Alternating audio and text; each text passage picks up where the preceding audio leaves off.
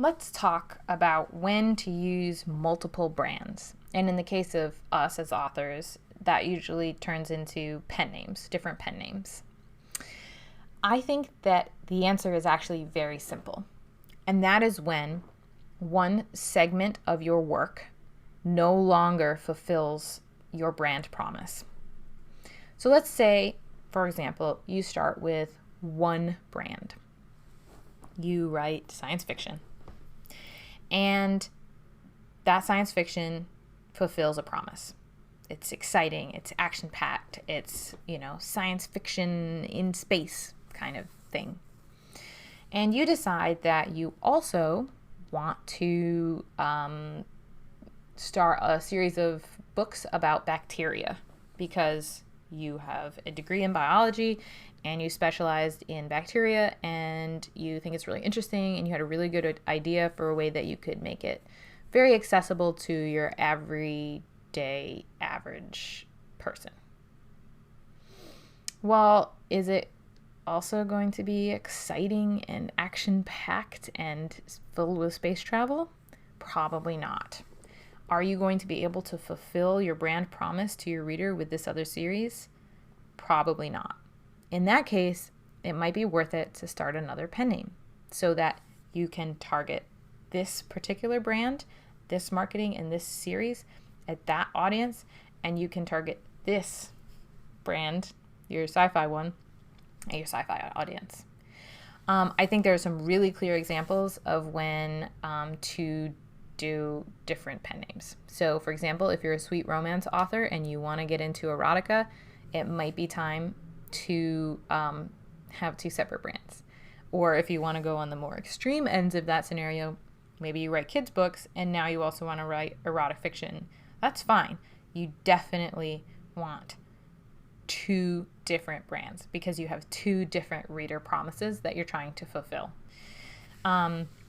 I think a lot of authors who want to delve into nonfiction and fiction have two different authors or two different pen names, two different author brands.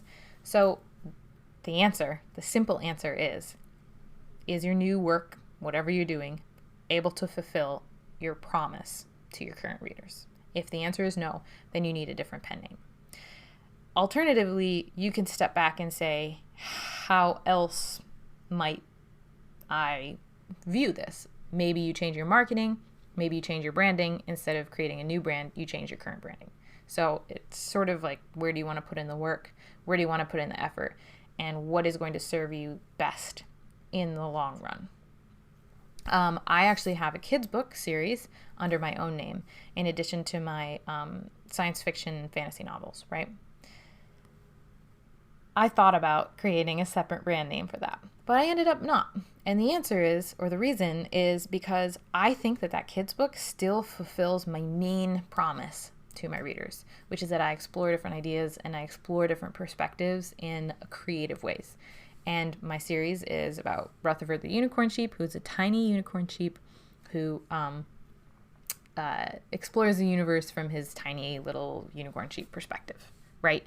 He looks at a big world as a little sheep. I came up with some clever tagline that I can't remember off the top of my head. I decided to keep this brand as part of my author brand. Now, that said, I'm also never doing kids books again. I made this one series. It's a thing that exists under my name.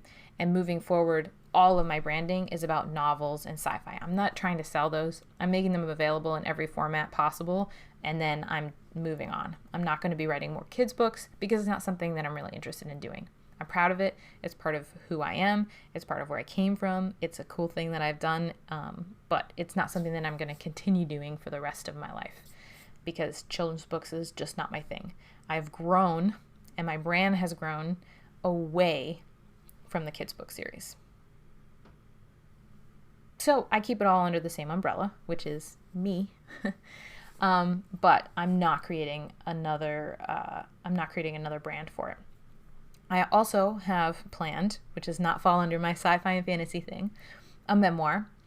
And this memoir is very specific. I'm going to explore the idea of being a person who grew up evangelical Christian and converted out of evangelical Christianity.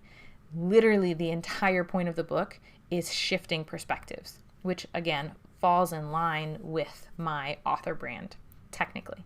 But it is memoir, it's a different genre.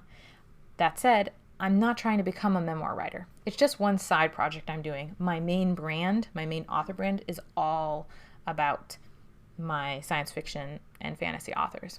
I'm going to market this one minimally, but my brand, again, is all about science fiction and fantasy, and these are just kind of other side projects. I could create another brand with them if I was going to be doing a whole series of marketing and all of this other stuff, and maybe in the future I will. But for right now, I'm keeping everything under the same umbrella, and that's just a personal choice that I've made because I don't want to start a second brand. If I really, really wanted to market the Rutherfords, I would create a whole separate brand for them. But I don't. I don't want to be a kids' books author. It's just a thing. I'm going in this direction and I'm leaving those behind. One thing I will add here is that you can always add another pen name. I can always go back to my Rutherford books and change them to AJ Sieling and create a whole brand around them. I could do the same with my memoir. You can always do sub-brands, you know? You can have your science fiction series, your urban fantasy series, and your paranormal romance series, if that's what you want to do. You can always create distinct sub-brands. The key here is being clear and making sure that your work fulfills your promise to your reader.